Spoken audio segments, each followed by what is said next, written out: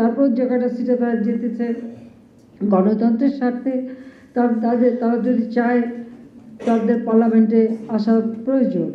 কারণ আমরা এটুকু বলতে পারি যে আমরা যখন সরকারে এসেছি আমরা দেশের মানুষের জন্য কাজ করেছি, জনগণের জন্য কাজ করেছি। আমরা কিন্তু কোনো রিভেঞ্জ নিতে যাইনি বা আমরা কাউকে কোনো হয়রানিও করতে যাইনি। আর তাদের কৃতকর্মের জন্য, দুর্নীতির জন্য যে সমস্ত মামলা হয়েছে, মামলা তারা আপন গতিতে চলবে, কারণ বিচার বিভাগ সম্পূর্ণ স্বাধীন, কাজে সেভাবেই চলেছে। আমাদের বিরুদ্ধে তো অনেক মামলা বিএনপি দিয়েছিল। আমার বিরুদ্ধেই বিএনপি ক্ষমতা এসে 12টা মামলা দেয়, আর তত্ত্বাবধায়ক সরকার এসে দেয় আরও 5-6টা মামলা, এবং এই মামলা দিয়ে কোনো মতে শাস্তি দিতে পারে কি না। আর এরপরে আসলো ওয়ার্ল্ড ব্যাংকের অভিযোগ, পদ্মা সেতু দুর্নীতি।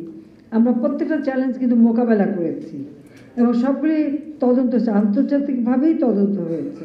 আর সেই তদন্ত করেই কিন্তু তারা বলে দেখেছে যে সেখানে কোনো রকম দুর্নীতি নাই। কাজে আমরা অগ্নি পরীক্ষা দিয়ে এসেছি। কাজে জনগণের বিশ্বাস, আস্থাটা যে কারণে আমাদের উপর এসেছে যে আমরা রাষ্ট্র পরিচালনা করি জনগণের কল্যাণে, জনগণের স্বার্থে। আর জনগণ আজকে তা উপলব্ধি করতে পারে এবং আমাদের উন্নয়নের যে পরিকল্পনা আমরা বাস্তবায়ন করে যাচ্ছি।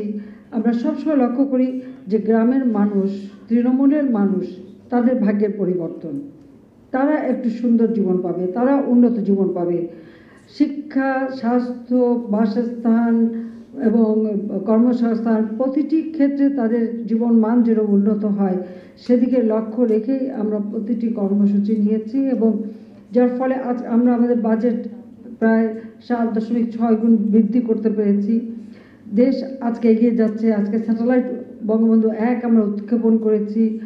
আমরা সমুদ্র বিজয় করেছি, সমুদ্রের সীমা আমরা, যেটা দীর্ঘদিনের একেবারে সেই 74 সালে জাতির পিতা যে আইন করে গিয়েছেন, যা বাস্তবায়নের কোনো উদ্যোগ 75 পরবর্তী কোনো সরকার নেয়নি। আওয়ামী লীগ সরকার আসার পরেই আমরা কাজ শুরু করি এবং প্রথমবার যখন 96-তে ছিলাম আনক্লজ আমরা সই করে আসি, দ্বিতীয়বার এসে এই সমুদ্র সীমার সমাধান আমরা করি।